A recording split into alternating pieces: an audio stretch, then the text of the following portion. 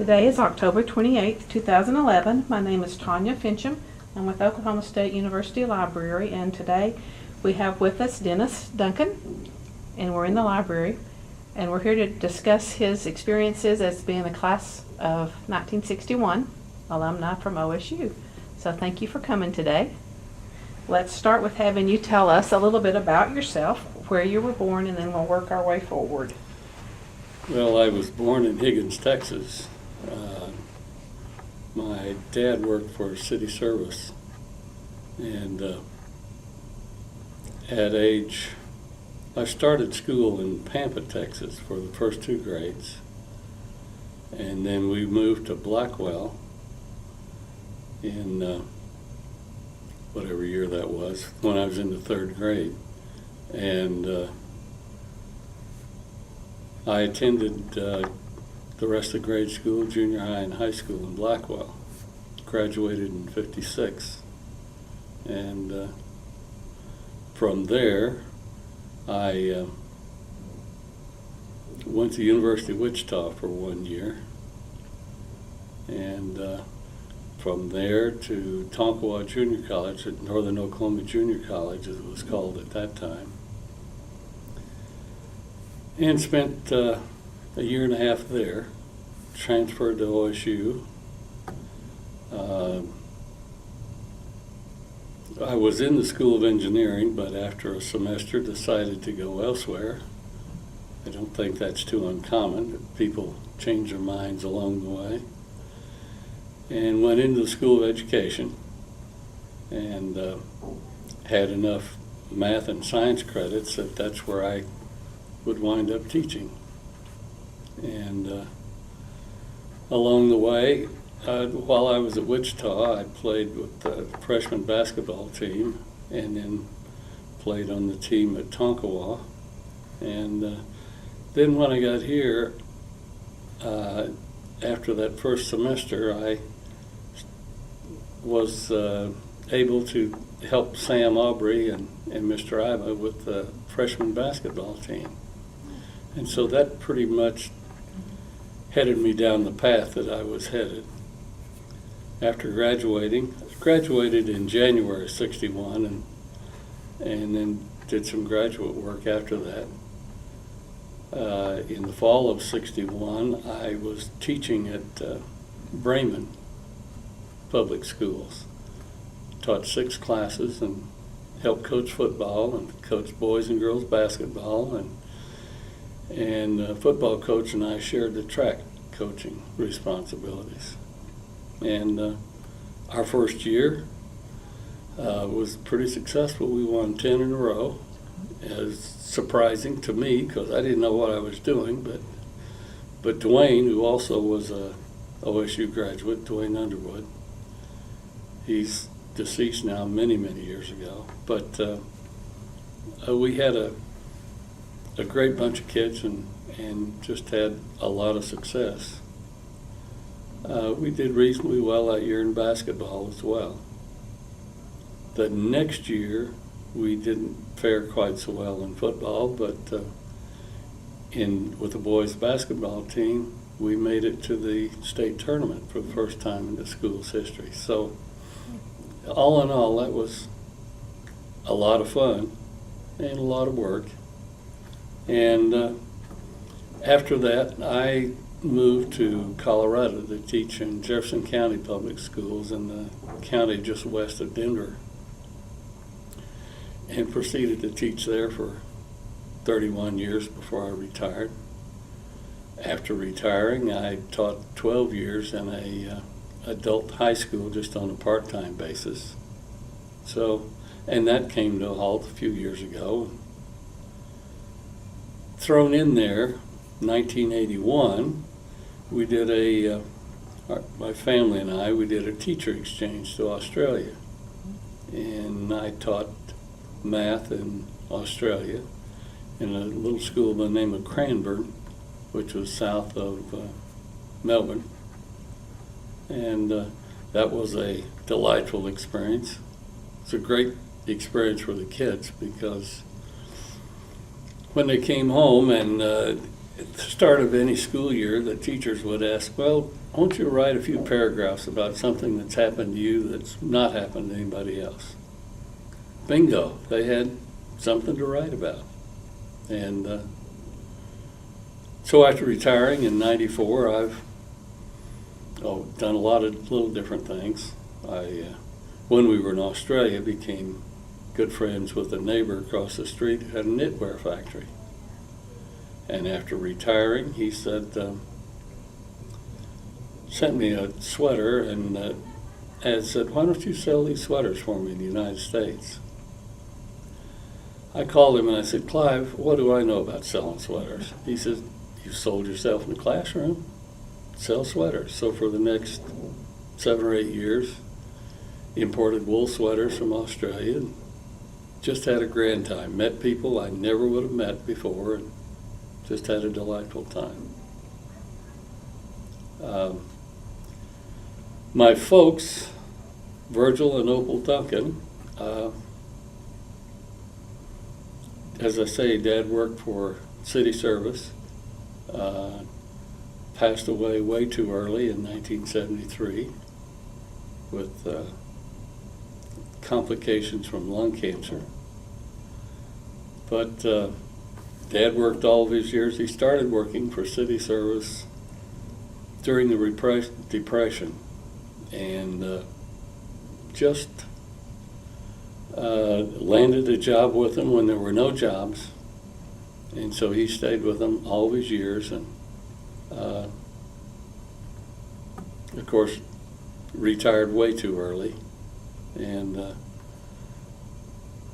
Mom, after that, lived in Oklahoma City for a while, and she finally finished her life in Denver.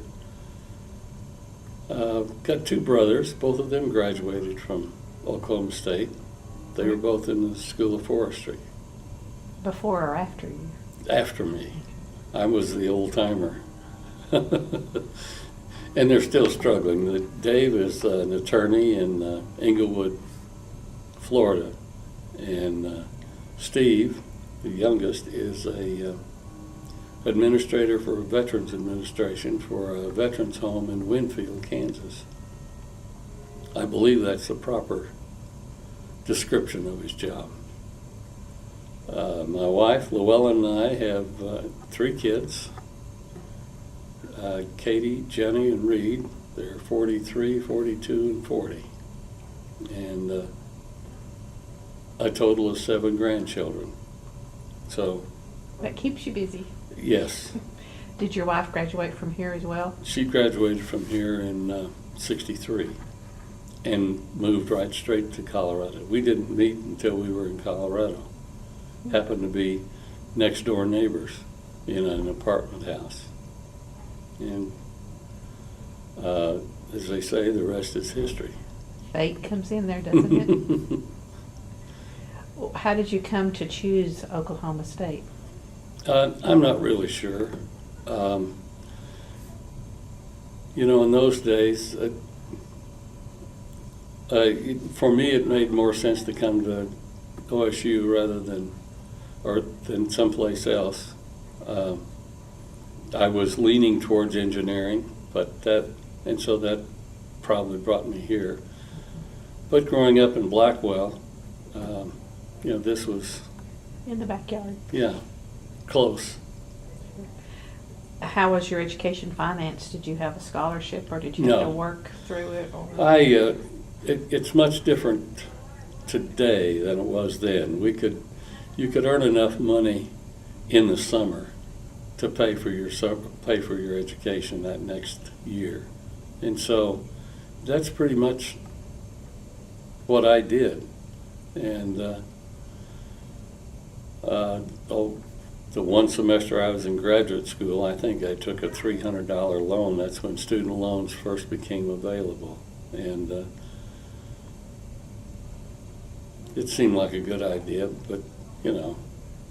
but for the most part, no. I worked my way through.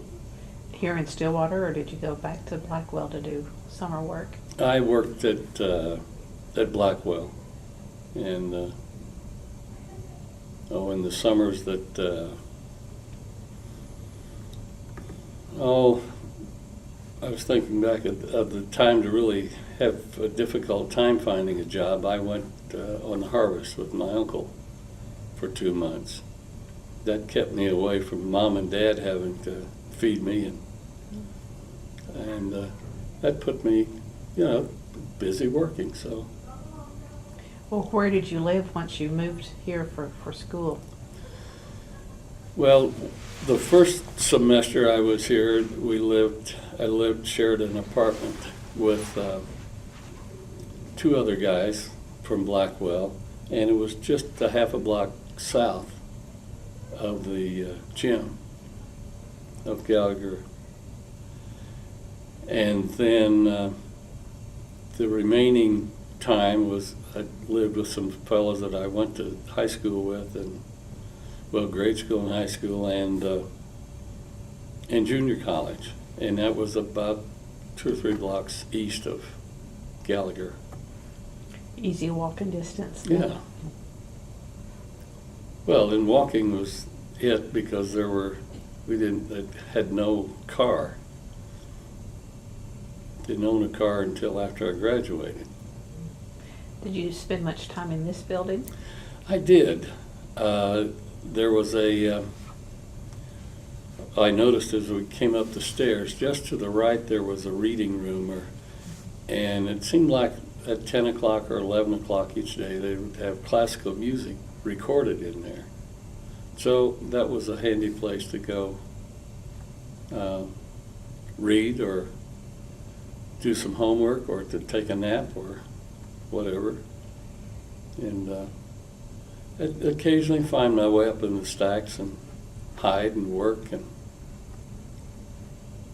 I understand it was one of the few buildings with air conditioning at that time. So I don't recall that came into being. Well, when you weren't working and weren't studying, what type of things would you do for fun? I drove past the little bar that we used to go to, but now I think it's called the Stable. Okay. But in those days it was Millie's. And so occasionally we'd find our way down there, but generally with school and working with basketball, that was most of the time. Attend very many dances or? Few, yeah. We walked into the ballroom, and bingo, I was transported about 50 years back to the way some of those things took place. We're trying to think. There was a dance that was held in the spring, and I don't recall what it was. It was kind of a Western. Don't have a clue. I know they used to have a howdy dance in the fall, but in the spring, I don't know, unless Varsity Review was going on at that time too. Yeah.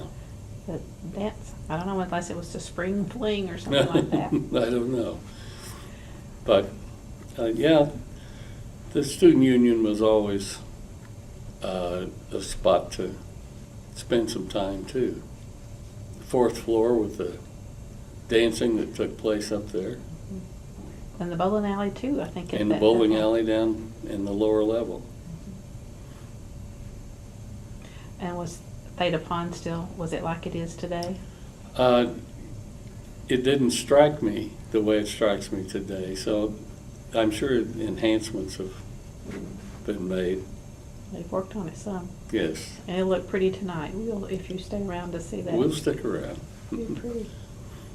So you graduated in January. Did you go through the ceremony? No, not until the spring. Okay. Had you even thought about being a teacher when you were in high school? No. Planning for college? No, that had never occurred to me. And but it turned out to suit me reasonably well, I think. As I said, with my years in the classroom, I never got up going to work. There was always something interesting or unusual or surprising that would happen every day. And met such a great group of people to work with and be a part of. Well, what was it like working with Abba? Oh, he's in spite of some of the rumors that you may have heard, I thought he was a very gentle man, and I appreciated, after graduating, appreciated some of the things that he did for me with letters of recommendation, and it was especially nice when I would run into him away from here, and he remembered who I was, and that's, those are pretty special memories. Have you been back into the arena since they've... We were back here about 4 years ago, I think, when Colorado played OSU. And it may have been the last, well, it was the last road game that Oklahoma State won in the Big 12. I mean, that Colorado won in the Big 12. And it was a lot of fun. A good friend of mine was an assistant coach with CU. And so he arranged for tickets, and we wound up sitting right behind the bench. And so, there's certainly, the crowds are bigger now than when I was here. I mean, obviously with the new renovation, but the building wasn't always full in those days. Sometimes it's not. Well, they've happened on some rough times here, but When it's OU, it's really loud. oh yes. Well, there's a certain affinity for playing OU, whether it's wrestling or baseball or softball or. Well, was it like that when you were here? Oh yes. Was it? And there's a great deal of animosity between the two.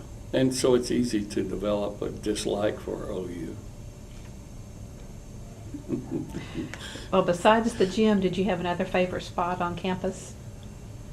No, not necessarily. The student union, of course, and here in the library, but primarily that. Well, when you stepped on campus today, did anything in particular strike you, or where did you head first, or? Well, we stopped over at the OSU Alumni Foundation and walked past some of the homecoming decorations and over to the student union, and as you walk across and look down I'll call it a mall, but it all looks the same. It really holds pretty much the same feel that it did then. Just north of the student union was the education building. I don't know if it still is now or not. The classroom building is there. Yeah. And so much of it hasn't changed. And a couple of times that we've been here, we especially enjoyed staying in the hotel. And that is a nifty experience. Or was homecoming quite as elaborate as it is? Not that I recall. It has certainly grown. Have you been back for one? No, this is the first one. You'll enjoy your walk around tonight then. You'll be surprised. A lot of kids haven't had much sleep. Yeah, I can see that setting up. Yeah. It's very nice. You'll enjoy it. Did they have curfews when you were here?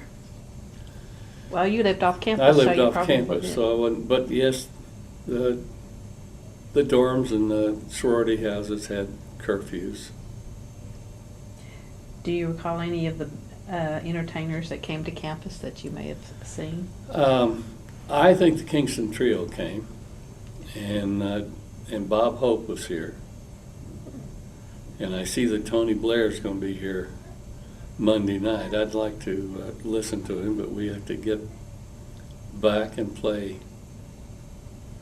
Trick or Treat. Yes. On the notes here, they asked us to talk about Eskimo kissing was a trend in. Does that ring any bells? No. I'd never heard of it either, but they said to ask, so we did.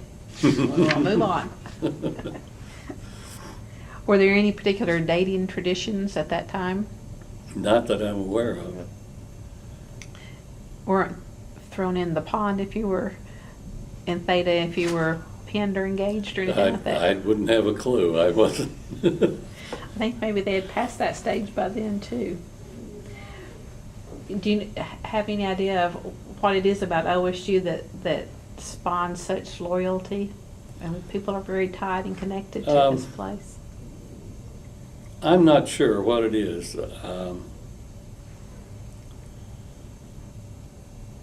I think there may, I'll step on some toes, but I think perhaps in the eyes of an awful lot of people, Oklahoma State was the stepchild of OU, and so there's a certain bonding that takes place when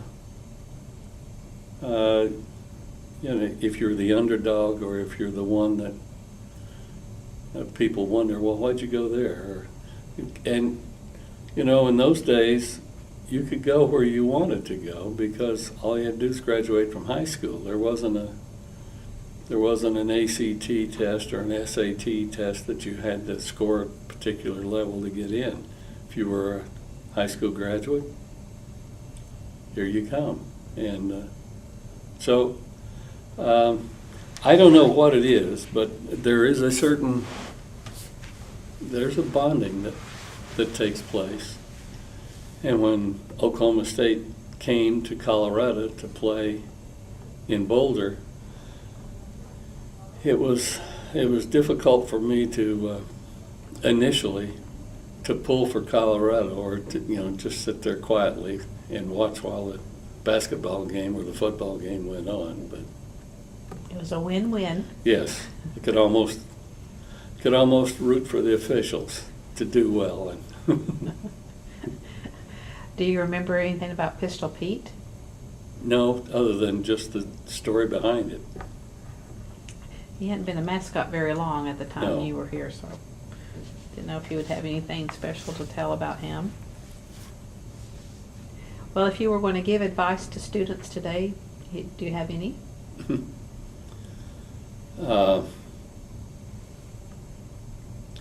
Start early saving your money to come to school.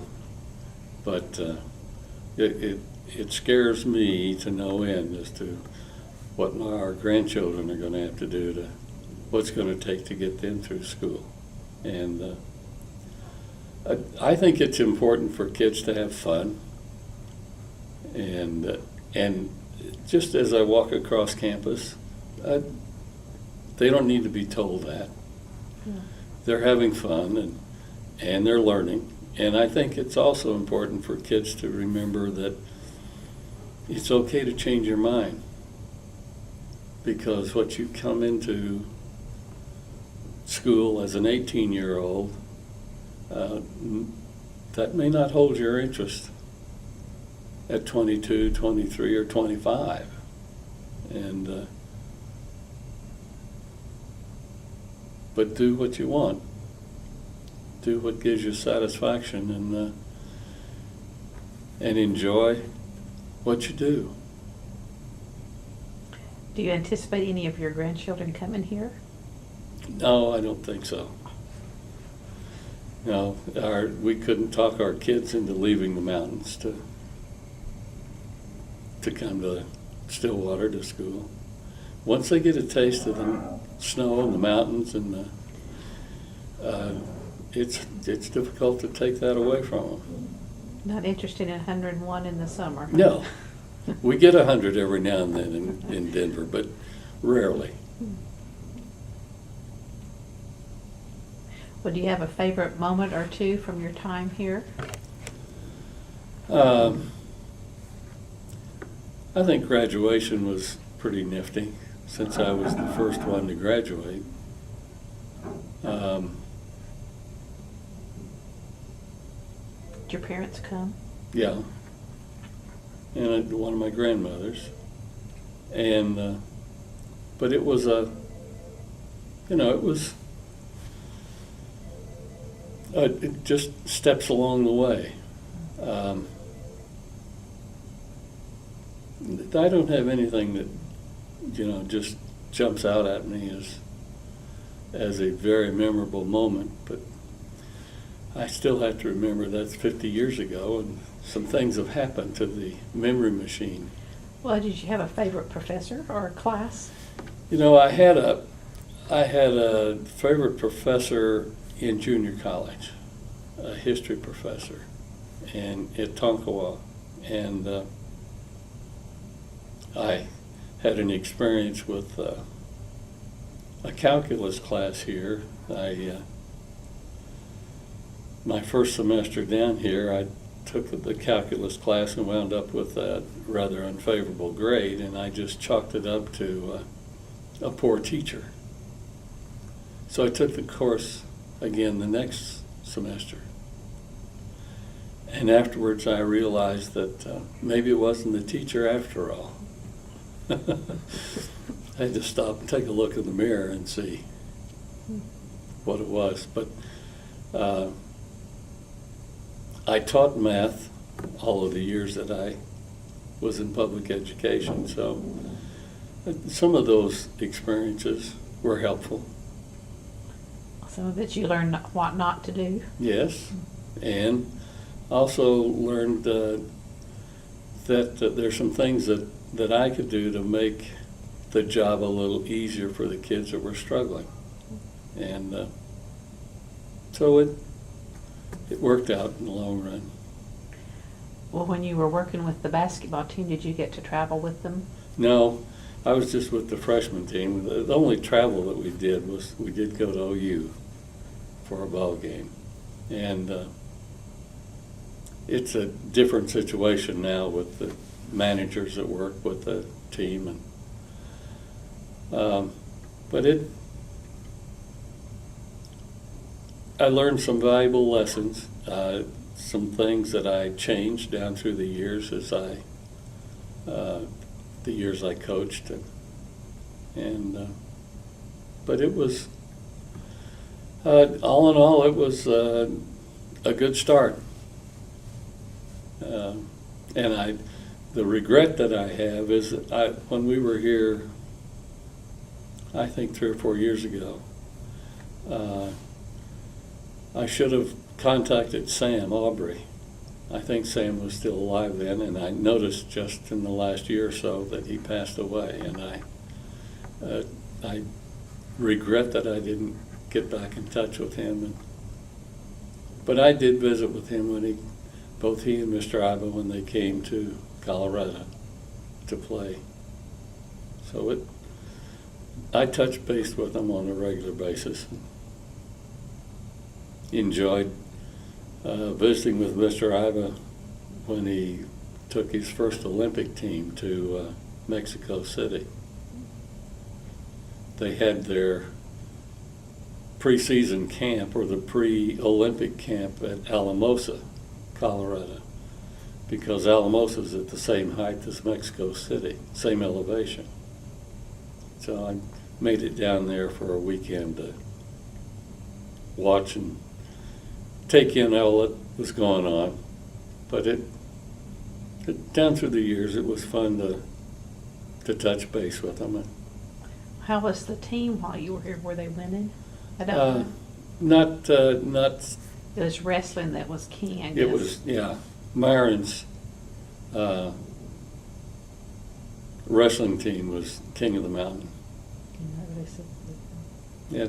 And I took a wrestling class from Myron and enjoyed some favors that he did for me. He was, my parents knew his parents from Kansas at one time. So it's funny how those circles intersect at times.